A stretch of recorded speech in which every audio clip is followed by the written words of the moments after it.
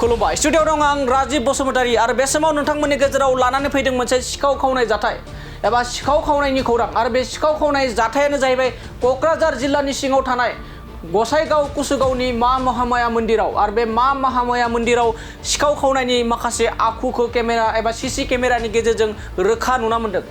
सिखाव खावनायनि सिगां सिखावफोरा इसोरखौ खुलुमदों। थामहिनबा नोंथांमोना नों आं गासैबो थानसालियाव एबा मन्दिराव एबा चार्चफोराव हाबोबा जों इसोरखौ खुलुमग्रोना लायो, नाथाय सिखावफोराबो बे समाव सिखाव खावनायनि सिगां जेराव नोंथांमोना रोखा नुना मोन्दों बे खुलुमनाय सुबुङानो जाबाय एबा सोद्रोमायानो जाबाय सासे दुथां कुसुगाव ओनसोलाव थानाय मा महामाया मन्दिरनिफ्राय सना रुपा मोनफ्रोमबो मुवा बेसादफोरखौ खावनानै लांनाय आरो बे सिखावानो खावनायनि सिगां इसोरखौ खुलुमग्रोना लादों आरो खुलुमखांनायनि उनावसो बे सिखाव दुथां सुबुंफोरा बे थानसालि एबा मन्दिरनिफ्राय सना रुपा खमैबो 10 लाखसो रांनिबो बांसिन एबा 10 लाखनिबो बांसिन सना रुपानि मुवा बेसादखौ खावदों। बे सिखावखौ नोंथांमोना जोंनि डिसप्लेनि गेजेरजों रोखा नुना मोन्दों। जेरै नोंथांमोना जाबायदि खुलुमदों बेखौ डिसप्लेनि गेजेरजों रोखा नुदों आरो सीसी केमेरानि गेजेरजों बे सिखावफोरनि आबुं महरफोरखौ आरो मा आखु खालामदोंमोन सिखाव खावनायनि सिगां रोखा बेरखांदों। बे समाव मोनसे बिग ब्रेकिं आपडेट।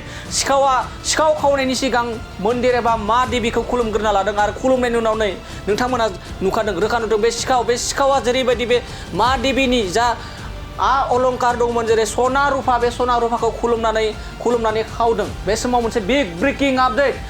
क'क्राझार जिल्लानि सिङाव थानाय गसाइगाव ओनसोलनि कुसुगाव मा महामाया मन्दिरनि सिङाव जाखिनि सना रुपा दंमोन बे सना रुपाखौ सिखावफोरा खावनानै लांजोबदों। बे समाव गोख्रों सोंखारिदों ओनसोलनि दैदेनगिरि एबा मा महामाया मन्दिरनि जा बानजायगिरि एबा बानजायगिरि बिथांमोना बे समाव आथिखालनि सरकारसिम रोखा फोरमायदों एबा गोख्रों फोरमायदों थाबैनो जाहाथे बे सिखावखौ हमनानै बेफोरबायदि दुथां सिखावफोरखौ हमनानै साजा होनांगौ होनना बुंदों। लोगोसे बे जाथायनि सायाव दायो कुसुगाव ओनसोलनि पुलिस बिफाना गोख्रों नायबिजिरनाया सोलिगासिनो दं होननानै आरो बे दायनिगिरिखौ हमनो थाखायबो गोख्रों खामानि मावबाय थादों होननानै ओनसोलनि रायजो राजाफ्रा बे समाव जोंनि खौरांनि गेजेरजों फोरमायदों। बे समाव फिन फोरमायबावदि क'क्राझार जिल्लानि सिङाव थानाय गसाइगाव कुसुगाव मा महामाया मन्दिराव मोनसे सिखाव खावनाय जाथाय जादों आरो बे सिखाव खावनाय जाथायनि एबा सिखाव खावनायनि गेजेरावनो माखासे मानि सिखावनि आखुखौ नुना मोन्दों। जेराव सिखावा खावनायनि सिगां मा देबीखौ खुलुमग्रोना लादों आरो खुलुमनायनि उनावनो एबा इसोरखौ खुलुमनायनि उनाव सिखावफोरा बेफोरबायदि तालाखौ देमफायनानै खमैबो 10 लाखनिबो बांसिन सना रुपा गहेना मुक्ता गासैखौबो दुथां सिखावफोरा खावना लांदों होननानै फोरमायदों। आरो बे समाव दैदेनगिरिफ्रा बे मा महामाया मन्दिरनि दैदेनगिरि बिथांमोना फोरमायनाय बायदिब्ला दा बिनि सायाव पुलिस बिफाना गोख्रोङै नायबिजिरनाया सोलिगासिनो दं आरो थाबैनो हमनायनिबो दाबि दिखांदों दैदेनगिरि एबा बानजायगिरि बिथांमोना। दानिया फैदों क'क्राझार जिल्लानि सिङाव थानाय गसाइगाव कुसुगावनि मा महामाया मन्दिराव माबायदि सिखाव खावनायनि सिगां बे थानसालि एबा मन्दिरनिफ्राय माबोरै फैनानै माबोरै ताला बुखावनानै माबोरै खुलुमग्रोना लानानै सिखाव खावदों जों जोंनि बे आबुं खौरांनिफ्राय जों मिथिना लानि।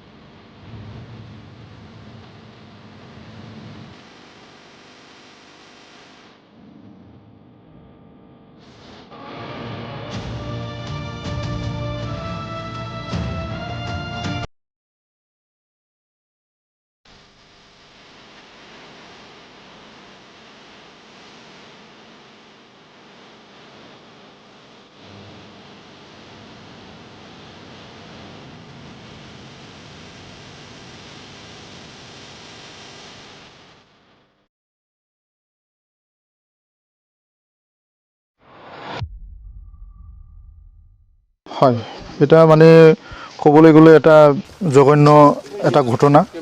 চ' মন্দিৰত টাৰ্গেট কৰা তো আমাৰ হিন্দু মন্দিৰ আৰু হিন্দুৰ আমাৰ এটা মানে আমাৰ বিলিভ আৰু আমি যোনটো বিশ্বাস কৰে এই বিশ্বাসত আঘাত হানাৰ নিচিনা হৈছে। তো তাৰ কাৰণে আমি প্ৰশাসন বা আমাৰ সমাজত আৰু এটা অনুৰোধ কৰিব বিচাৰিছে যে এনেকুৱা যদি চোৰ ব্যক্তিটো পালে তো আমাৰ তৎক্ষণাৎ ইনফৰমেশ্যন দিয়ক বা প্ৰশাসনত ইনফৰমেশ্যন দিয়ক বা প্ৰশাসনে এইটো নিজৰ প্ৰচেষ্টাৰে যাতে এইটো কৰেক্ট কৰে তো আমাৰ কাৰণে যাতে মানে চোৰৰ কৰেক্ট কৰি পেলাই উচিত শাস্তি আমি দিব পাৰি থ্ৰু দি মানে ভাৰতৰ সংবিধানত আৰু আমাৰ এই ঘটনা আসলতে কেনেকৈ অনুভৱ হৈ আছে তো এটা পুৰণা মন্দিৰ মাৰ এটা পুৰণা মন্দিৰ আমি এইটো সদায় মানে বিশ্বাস কৰি আহা তো আমাৰ এই মন্দিৰত আঘাত কৰা মানে এই মন্দিৰত চুৰি কৰা মানে আমাৰ অংগত বা আমাৰ এটা মানে বিশ্বাসত আঘাত হানাৰ নিচিনা আমি এইটো মানে দুখ পাই আছে তো এইটো কাৰণে মাও আমাৰ কৃপা কৰিব যাতে চোৰৰ আমি অতি শীঘ্ৰে মানে কৰেক্ট কৰিব পাৰিম বুলি আমি আশা কৰি আছে মাৰ ওপৰত আমি এটা আস্থা আছে তো মায়ে আমাক কৃপা কৰি দিব আৰু আমাৰ পুলিচ প্ৰশাসনৰ এইটো সহায় কৰিব তো যাতে আমি সোনকালে কৰেক্ট কৰিব পাৰে এইটো আমি মাৰ ওচৰত আৰু प्रार्थना करिलु आज प्राप्त कलेक्शन सूचना पाने के साथ ही कमेटी के पूरे सदस्य आकर देखा 3:45 में मंदिर का ताला तोड़कर 10 भरी सोना और पौंड केजी से ज़्यादा चांदी का मुकुट था वो लेकर गया। जो गोदरेज था गोदरेज को जंगल में पुलिस की इंक्वायरी के साथ साथ कमेटी का मनुष्य गया। उसके बाद में जंगल में गोदरेज सिर्फ पाया गया, दान बक्स जो था वो पाया गया। क्या बोलेंगे जो बहुत दर्दनाक घटना है। इसमें पूरी कमेटी और आप मीडिया वाले बंधु से भी ये आग्रह है कि इसकी सख्त कार्रवाई की जाए। पुलिस प्रशासन भी इसके लिए सख्त से सख्त कार्रवाई करे। मोनसे गोजोनथाव खौरां BSc सेमिस्टारनि थाखाय गसाइगावनि जारागुरि गोविंद बसुमतारी कलेजाव मुं थिसननाय हाबाफारिया सोलिगासिनो दं। गिबि 100 फरायसाफोरनि थाखाय स्पेशल अफार आरो गुबुन गुबुन रोखोमनि बेसेन नाङै क्लासनि सुबिदा होनानै मुं थिसननाय हाबाफारिया सोलिगासिनो दं। बे फरायसालियाव फरायसाफोरा गावनि गोसोबायदि आयदाखौ सायख'नानै लानो हागोन। लोगोसे basic computer class, self defence आरो स्पोकेन इंलिश क्लास बायदि सुबिदाफोरखौ बेसेन होआलासे फरायसाफोरा सोलोंथायखौ लानो हागोन। लोगोसे बे फरायसालिमायाव गासैबो फरायसाफोरनि थाखाय फ्रि बास सार्भिसबो होनाय जादों। लोगोसे गासैबो थाखोनि बिजाबजों बुंफबनाय बिजाब बाख्रिनिबो सुबिदा दं।